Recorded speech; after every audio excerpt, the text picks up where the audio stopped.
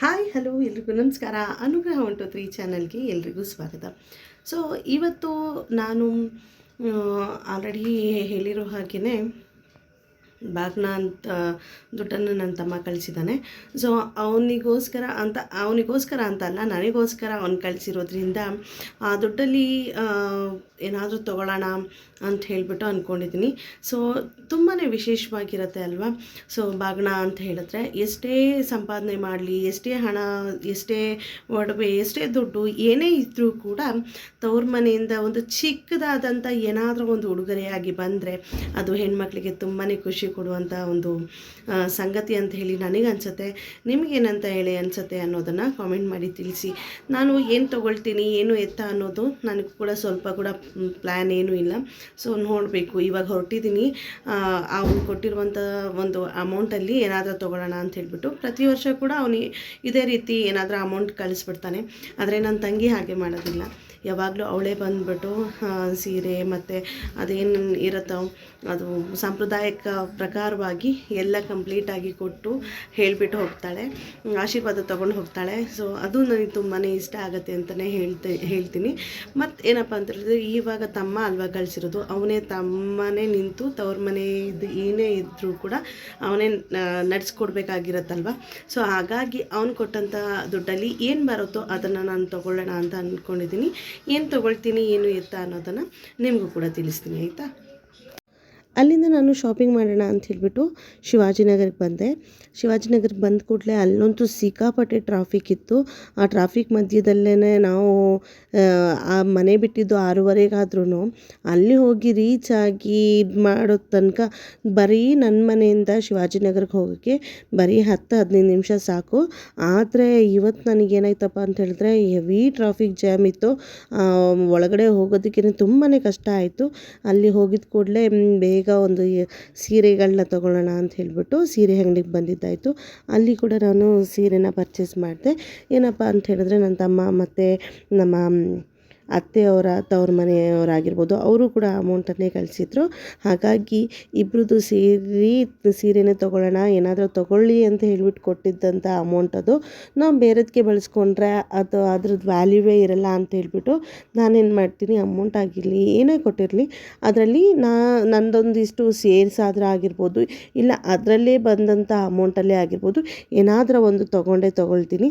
ಹಾಗೆಯೇ ಇವತ್ತು ನಾನು ಸೀರೆನ ಪರ್ಚೇಸ್ ಮಾಡಿದ್ದಾಯಿತು. ಸೀರೆ ಪರ್ಚೇಸ್ ಮಾಡಿದ ಮೇಲೆ ಮನೆಗೆ ಬಂದ ಕೂಡಲೇ ಈ ಸೀರೆನ ನಾನು ನಮ್ಮ ಅತ್ತೆಗೆ ಪರ್ಚೇಸ್ ಮಾಡಿದೆ. ಮತ್ತು ಅವರಿಗೆ ಡೈಲಿ ಹಾಕ್ಕೊಳ್ಳೋದಕ್ಕೆ ಅವರಿಗೆ ವ್ಯಾರಂಟಿ ಇರುವಂಥ ಬ್ಯಾಂಗಲ್ಸ್ ಬೇಕು ಅಂತ ಹೇಳಿದ್ರು. ಹಾಗಾಗಿ ಅವರಿಗೆ ಆ ಬ್ಯಾಂಗಲ್ಸು ಮತ್ತು ಈ ಸೀರೆನೇ ಪರ್ಚೇಸ್ ಮಾಡಿ ಕೊಟ್ಟಿದ್ದಾಯಿತು. ಇದು ಖಂಡಿತವಾಗ್ಲೂ ಅವರ ತವರ ಮನೆಯಲ್ಲಿ ಕಳಿಸಿದಂಥ ಅಮೌಂಟಲ್ಲಿ ಕಂಪ್ಲೀಟಾಗಿ ತೊಗೊಂಡಿರುವಂಥದ್ದು. ಇದರಲ್ಲಿ ಯಾವುದೇ ರೀತಿಯ ಎಕ್ಸ್ಟ್ರಾ ದುಡ್ಡಾಗಿರಲಿ ಅದು ಇದು ನಾನು ಸೇರಿಸೇ ಇಲ್ಲ. ಮತ್ತು ಇದು ಕೂಡ ಏನಪ್ಪ ಅಂತ ಹೇಳಿದ್ರೆ, ನನ್ನ ತಮ್ಮ ಏನು ಅಮೌಂಟ್ ಕಳಿಸಿದ್ನಲ್ಲ ಅದರಲ್ಲಿ ನಾನು ಒಂದು ಸೀರೆನ ಪರ್ಚೇಸ್ ಮಾಡಿದ್ದು. ನನಗೆ ಸಿಂಪಲ್ ಆಗಿರುವಂಥದ್ದು ಮತ್ತು ನನಗೆ ಮೈಗೆ ನೀಟಾಗಿ ಅಂದರೆ ನೆರಿಗೆ ಎಲ್ಲ ಮಾಡಿದ್ರೆ ನೀಟಾಗಿ ಕೂರುವಂಥದ್ದು ಸೀರೆಗಳನ್ನೇ ನನಗೆ ತುಂಬ ಇಷ್ಟ ಆಗುತ್ತೆ. ಅಥವಾ ಮೈಸೂರು ಸಿಲ್ಕ್ ಸೀರೆಗಳು ತುಂಬಾ ಇಷ್ಟ ಆಗುತ್ತೆ ಅಂತಲೇ ಹೇಳ್ಬೋದು. ಹಾಗಾಗಿ ನಾನು ಕೂಡ ಈ ಒಂದು ಸೀರೆನ ಪರ್ಚೇಸ್ ಮಾಡಿದ್ದಾಯಿತು. ಮತ್ತೇನಪ್ಪ ಅಂತ ಹೇಳಿದ್ರೆ, ನಮ್ಮ ಅತ್ತೆ ಮನೆ ಕಡೆಯವರು ಅವ್ರಿಗೆ ಕೊಡೋದಲ್ಲದೆ ನನಗೂ ಕೂಡ ಬಾಗ್ನ ಆಗಿರ್ಬೋದು, ಅಮೌಂಟ್ ಆಗಿರ್ಬೋದು ಕಳಿಸ್ತಾರೆ. ಅವರು ಕೂಡ ನನಗೆ ಮಗಳು, ತಾಯಿ ಅಥವಾ ತಂಗಿ ರೂಪದಲ್ಲಿ ನೋಡ್ತಾರೆ ಅನ್ನೋದು ನನಗೆ ಕೂಡ ಭಾಳನೇ ಖುಷಿಯಾಗತ್ತೆ. ಇದು ಕೂಡ ರಾಖಿ ಹಬ್ಬ ಇತ್ತಲ್ಲ, ಆವತ್ತಿನ ದಿವಸನೇ ನನ್ನ ತಂಗಿ ಏನು ಮಾಡಿದ್ಲು, ಅವಳು ರಾಖಿನ ಕಟ್ಟೋಕ್ಕೆ ಅಂತ ಹೇಳಿಬಿಟ್ಟು ಬಂದು ನನ್ನ ಮಗನಿಗೆ ಮತ್ತು ನನಗೂ ಕೂಡ ಬಾಗಿಣನ ಕೊಡ್ತಾಳೆ. ಅವಳು ಕೂಡ ಬಾಗಿಣವನ್ನು ಕೊಡ್ತಾಳೆ. ಸೊ ಹಾಗಾಗಿ ಅವಳು ಕೂಡ ಬಂದಿದ್ಲಲ್ಲ, ಮತ್ತು ನನ್ನ ಮಕ್ಕಳಾಗಿರ್ಬೋದು, ಅವಳ ಮಗಳಾಗಿರ್ಬೋದು, ಇಬ್ಬರೂ ರಾಖಿನ ಕಟ್ಟಿದ್ದಾಯಿತು. ಕಟ್ಟಿ ಒಂದು ಸಿಚುವೇಶನ್ನ ಅಲ್ಲೊಂದು ಸಣ್ಣದಾಗಿರುವಂಥ ಒಂದು ಯಾರಾದರೂ ಬಂದರೆ ಆಗಿರ್ಬೋದು ತುಂಬಾ ಖುಷಿ ಆಗುತ್ತೆ ಅಲ್ವಾ. ಸೊ ಆ ಖುಷಿ ನನಗೂ ಕೂಡ ಆಯಿತು. ನನ್ನ ತಂಗಿ ಬಂದು ಈ ರೀತಿ ಎಲ್ಲ ಕೊಟ್ಟಾಗ ನನಗೆ ತುಂಬಾ ಮನಸ್ಸಲ್ಲಿ ಒಂಥರ ಫೀಲಿಂಗ್ ಆಗಿರ್ಬೋದು, ಏನೋ ಒಂಥರ ಖುಷಿಯಾದ ಒಂದು ಮನೋಭಾವನೆ ನನಗಂತೂ ಬರುತ್ತೆ. ಇವಳು ನನಗೊಬ್ಳಿಗೆ ಅಲ್ಲ, ಇನ್ನೊಬ್ಳು ತಂಗಿಗಾಗಿರ್ಬೋದು ಮತ್ತು ಸಾಕಷ್ಟು ಅವಳಿಗೆ ಏನಾಗುತ್ತೋ ಅಷ್ಟು ಅಮೌಂಟಲ್ಲಿ ಅವಳು ಕೂಡ ಮಾಡ್ತಾಳೆ. ನನಗಂತೂ ಬಹಳನೇ ಖುಷಿಯಾಗುತ್ತೆ ನನ್ನ ತಂಗಿ ಈ ರೀತಿಯಾಗಿ ಬಂದು ಅವಳ ಕೈಯಲ್ಲಾದಂಥ ಒಂದು ಬಾಗಿಣವನ್ನು ಕೊಟ್ಟು ಈ ರೀತಿಯ ಮಾಡುವಂಥದ್ದು ನನಗಂತೂ ತುಂಬಾ ಇಷ್ಟ ಆಗುತ್ತೆ. ಎಷ್ಟು ಜನ ಅಕ್ಕ ತಂಗಿಯರಿಗೆ ಬಾಗಿಣ ಕೊಡ್ತಾರೋ ಇಲ್ವೋ ನನಗೆ ಗೊತ್ತಿಲ್ಲ. ಆದರೆ ಈ ರೀತಿಯಲ್ಲಿ ಒಬ್ರಿಗೊಬ್ಬರು ಆಗಬೇಕು, ಒಬ್ರಿಗೊಬ್ಬರು ನೋಡ್ಕೋಬೇಕು ಅನ್ನೋವಂಥದ್ದು ಇದ್ದರೆ ಸಾಕು ಅಲ್ವಾ. ಅವಳು ಕೂಡ ಅದೇ ರೀತಿಯಲ್ಲಿ ನನಗೇನಾದರೂ ಒಂದು ಕೊಟ್ಟು ಸತ್ಕಾರವನ್ನು ಮಾಡಿಬಿಟ್ಟು ನನ್ನ ಕೈಯಿಂದ ಆಶೀರ್ವಾದ ಮಾಡಿಸ್ಕೊಂಡು ಹೋಗ್ತಾಳೆ. ಅದೇ ರೀತಿ ನನಗೂ ತುಂಬ ಖುಷಿ ಆಗುತ್ತೆ. ಇದು ಕೂಡ ಗಣೇಶ ಹಬ್ಬದ ದಿವಸದ ಬ್ಲಾಗ್ ಕಂಟಿನ್ಯೂಷನ್ ಮಾಡ್ತಾಯಿದ್ದೀನಿ. ಏನಪ್ಪ ಅಂತ ಹೇಳಿದ್ರೆ, ಇವರು ನಮ್ಮ ಯಜಮಾನ್ರ ಅಕ್ಕ, ಅಂದರೆ ನಮ್ಮ ಯಜಮಾನ್ರ ಚಿಕ್ಕಪ್ಪನ ಮಗಳು ಅಂದರೆ ಅಕ್ಕ ಆಗ್ತಾರೆ. ತುಂಬಾ ವರ್ಷದಿಂದ ಅವ್ರು ರಾಖಿನೇ ಕಟ್ಟಿಲ್ಲ ಹಂಗೆ ಹಿಂಗೆ ಅಂತೇಳಿ ಹೇಳ್ತಾಯಿದ್ರು. ಹಾಗೆಯೇ ತಮಾಷೆ ಕೂಡ ಮಾಡ್ತಾಯಿದ್ರು. ನನ್ನ ಏಜ್ ಎಷ್ಟಿದೆ ಅಷ್ಟು ನೀನು ಬಸ್ಗೆ ಹೊಡಿಬೇಕು, ನೀನು ರಾಖಿ ಕಟ್ಟಿಲ್ಲ ಹಂಗೆ ಹಿಂಗೆ ಅಂತ ಹೇಳಿ ಸ್ವಲ್ಪ ಕಾನ್ವರ್ಸೇಷನ್ ಆಯಿತು. ಸರಿ ಕಣಪ್ಪ, ಇನ್ಮೇಲೆ ನಾನು ಬಂದು ನೀನು ಎಲ್ಲಿದೆಯೋ ಅಲ್ಲಿ ಹುಡ್ಕೊಂಡು ಬಂದು ರಾಖಿ ಕಟ್ಟಿ ಹೋಗ್ತೀನಿ ಆಯಿತಾ ಅಂಥೇಳಿ ನಮ್ಮ ಯಜಮಾನ್ರಿಗೂ ಕೂಡ ಹೇಳಿ ಆಶೀರ್ವಾದ ಮಾಡಿದ್ದಾಯಿತು.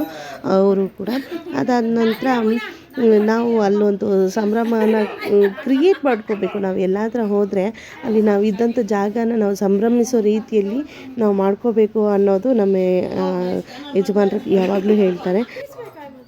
ಇದೆಲ್ಲ ಆದಮೇಲೆ ನಮ್ಮ ಭಾವನಿಗೂ ಕೂಡ ರಾಖಿಯನ್ನು ಕಟ್ತಾಯಿದ್ರು ಅವ್ರ ಅಕ್ಕ. ಅವ್ರು ಹೇಳ್ತಾಯಿದ್ರು, 3 ವರ್ಷದಿಂದ ನಾನು ಕೂಡ ರಾಖಿ ಕಟ್ಟಲಿಕ್ಕೆ ಆಗಿಲ್ಲ, ಕ್ಷಮಿಸ್ಬಿಡಪ್ಪ ಅಂತ ಹೇಳಿ ಹೇಳ್ತಾಯಿದ್ರು. ಅವ್ರಿಗೂ ಕೂಡ ಕಾಲು ಎಳಿತೀನಿ ಅಂಥೇಳಿ ಈ ರೀತಿಯಾಗಿ ಮಾತುಕತೆಗೆಲ್ಲ ಆಯಿತು. ಅದಾದ ನಂತರ ಇವಳು ಕೂಡ ಗಣೇಶ ಇಟ್ಟಿದ್ಲಲ್ಲ ನಮ್ಮ ತಂಗಿ, ಅವಳು ಕೂಡ ತುಂಬಾ ಚೆನ್ನಾಗಿ ಸಂಭ್ರಮದಿಂದ ಗಣೇಶ ಹಬ್ಬವಂತೂ ತುಂಬಾ ಗ್ರ್ಯಾಂಡಾಗಿ ಅವರು ಕೂಡ ಮಾಡ್ತಾರೆ. ಸೊ ಹಾಗಾಗಿ ನಮಗೂ ಕೂಡ ಕರೆದಿದ್ರಲ್ಲ, ಅವತ್ತಿನ ದಿವಸ ಹೋಗಿದ್ದಾಯಿತು. ಮತ್ತೇನಪ್ಪ ಅಂತ ಹೇಳಿದ್ರೆ, ಅವತ್ತಿನ ದಿವಸನೇ ನಮ್ಮ ಭಾವನ ಬರ್ತ್ಡೇ ಕೂಡ ಇತ್ತು. ಹಾಗಾಗಿ ಎಲ್ಲರೂ ಸೇರಿದ್ರಲ್ಲ, ಹಾಗಾಗಿ ಅವ್ರಿಗೂ ಕೂಡ ಒಂದು ಕೇಕ್ನ ಕಟ್ ಮಾಡಿಸೋಣ ಅಂತ ಹೇಳ್ಬಿಟ್ಟು ಈ ರೀತಿಯಲ್ಲಿ ಸಂಭ್ರಮನ ಆಚರಣೆ ಮಾಡಿದ್ದಾಯಿತು.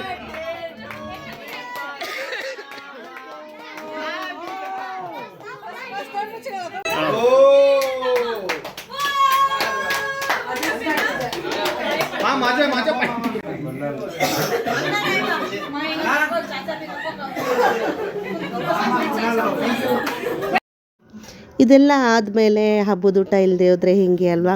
ಹಬ್ಬದೂಟನೂ ತುಂಬಾ ಚೆನ್ನಾಗಿತ್ತು. ಅದೆಲ್ಲ ಮುಗಿಸ್ಕೊಂಡು ನಾವು ನಮ್ಮ ಭಾವನ ಮನೆಗೆ ಬಂದ್ವಿ. ಅಂದರೆ ನಮ್ಮ ಯಜಮಾನ್ರ ಸ್ವಂತ ಅಣ್ಣನ ಮನೆಗೆ ನಾವು ಬಂದಿದ್ದಾಯಿತು. ಅಲ್ಲಿ ಕೂಡ ಅಡುಗೆ ಎಲ್ಲ ಮಾಡಿದರು. ನಾವು ಅಲ್ಲಿ ಊಟ ಮಾಡ್ಕೊಂಡು ಬಂದಿರೋದ್ರಿಂದ ಇಲ್ಲಿ ಊಟ ಮಾಡಲಿಕ್ಕೆ ಸ್ವಲ್ಪ ಕಷ್ಟ ಆಯಿತು. ಹಾಗಾಗಿ ಅಕ್ಕ ಎಲ್ಲ ಕಟ್ಕೊಟ್ಬಿಡಿ ಅಂತ ಹೇಳಿಬಿಟ್ಟು ನಮ್ಮ ಅಕ್ಕಂಗೆ ಹೇಳಿದಾಗ ಅವರು ಕೂಡ ಎಲ್ಲವನ್ನು ನಮಗೆ ಕಟ್ಕೊಟ್ಟಿದ್ದಾಯಿತು. ಎಲ್ಲವನ್ನು ಪ್ಯಾಕಿಂಗ್ ಮಾಡಿಬಿಟ್ಟು ನಮಗಂತೂ ಊಟಕ್ಕೆ ಎಲ್ಲ ಕಟ್ಕೊಟ್ರು. ಅದಾದಮೇಲೆ ಅಲ್ಲಿ ಅರಿಶಿನ ಕುಂಕುಮ ಎಲ್ಲ ತೊಗೊಂಡು ಅಲ್ಲೂ ಕೂಡ ಸ್ವಲ್ಪ ಹೊತ್ತು ಸಮಯನ ಕಳೆದಿದ್ದಾಯಿತು. ಅದೆಲ್ಲ ಆದಮೇಲೆ ನಾವು ಕೂಡ ರಾಖಿ ಕಟ್ಟೋದು ಬಾಕಿ ಇತ್ತು. ನನ್ನ ಮಕ್ಕಳು ಅವ್ರಿಗೂ ಕೂಡ ರಾಖಿ ಕಟ್ಟಿರಲಿಲ್ಲ. ಯಾಕಪ್ಪ ಅಂತ ಹೇಳಿದ್ರೆ ನಮ್ಮ ಮನೇಲಿ ಸ್ವಲ್ಪ ಸೂತಕ ಆಗಿರ್ಬೋದು, ನಮ್ಮ ಮಾಮ ತೀರು ಹೋಗಿದ್ದು, ಮತ್ತು ನಮ್ಮ ಭಾವನ ಮಗಳು ದೊಡ್ಡವಳಾಗಿದ್ದು, ಈ ರೀತಿಯಲ್ಲಿ ತುಂಬಾ ಸಮಸ್ಯೆಗಳೇ ಬಂತು ಅಂತ ಹೇಳ್ಬೋದು ಆ ತಿಂಗಳಲ್ಲಿ. ಹಾಗಾಗಿ ನಾವು ಕೂಡ ಅದನ್ನೆಲ್ಲ ಎಲ್ಲ ಕಳೆದು ಹೋಗ್ಬಿಡ್ಲಿ, ಆಮೇಲೆ ರಾಖಿ ಕಟ್ಟೋಣ ಅಂತ ಹೇಳ್ಬಿಟ್ಟು ಆ ದಿವಸಕ್ಕೋಸ್ಕರ ವೇಟ್ ಮಾಡ್ತಾಯಿದ್ವಿ ಅನ್ನೋದೇ ಆಯಿತು. ನನ್ನ ಮಗಳು ಬಲಗೈಲಿ ತೊಗೊಳೋದಕ್ಕಿಂತ ಎಡಗೈಲಿ ಏನು ತಾಂಬೂಲನ ತೊಗೊಳ್ತಾ ಇದ್ಲು. ಹಾಗಾಗಿ ಅವಳಿಗೂ ಕೂಡ ಹೊಡೆದು ಈ ರೀತಿ ಎಲ್ಲ ಮಾಡಬಾರ್ದು ಅಂತ ಹೇಳಿ ಹೇಳ್ತಾ ಇದ್ದೆ.